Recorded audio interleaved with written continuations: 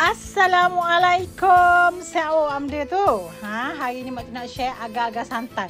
Allah, kalau panas-panas ni sedap ni makan agar-agar santan. Mari tengok bahan-bahan dia. Mak guna agar-agar santan hak lidi pula. Hak tali ni, dari situ dia tulis dah air sebanyak 1500 ml. Jadi kita suka air 1500 ml. Lepas tu kita buat daun pandan punya pewangi ni, perasa ni, ambil 5 nala.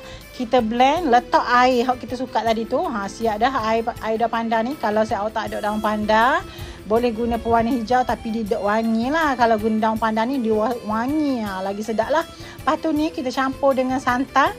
Mokti guna dalam 400 gitu. Sebab Mokti nak suruh dia banyak sikit santan tu. Kalau guna sikit dia sikit lah. Telur 2 biji. Lepas tu kita campur sekali dengan daun pandan tadi tu. Kita blend. Sebab kena blend ni, sebab kita nak suruh dia jadi remuk-remuk gitu. Tu letak garam sikit. Jangan banyak sangat. Garam secubit je. Kita nak suruh terbit rasa lemak tu je. Lepas tu sudah blend belaka tu, kita masak agar-agar ni. Agar-agar tali ni kita masak dengan air kita suka tadi lah. Masak sampai tali dia tu jadi larut sepenuhnya. Lepas larut baru kita bubuh gula.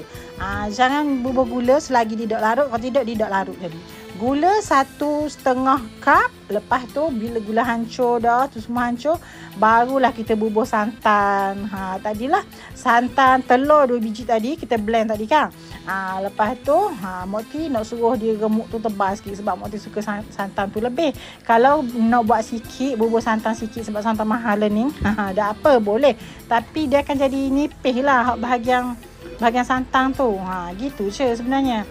Masak dulu, kucah lah sampai dia gelegok sikit. Lepas letak santan ni dah lama dah sebab air masak dah. Nak suruh masak santan dengan telur tu je.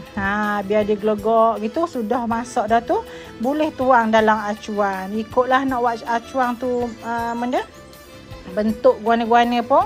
Lepas tu kita bubuhlah dalam peti sejuk. Ni dah siap lagi ni. Kucah dulu, dah gelegok lagi. Biar dia gelegok dulu sikit, biar santan tu masak. Kalau tidak santan dah masak ni, dekat nak masak dah ni. Tunggu dia gelegok. Beres dah ni. Masa nak tuang tu kucah juga.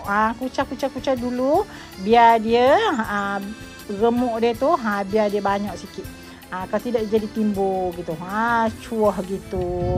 Allah, kalau bubuh dalam peti ni, Allah, makan panas-panas ni sedap. Tengok tu remuk dia tebal kan.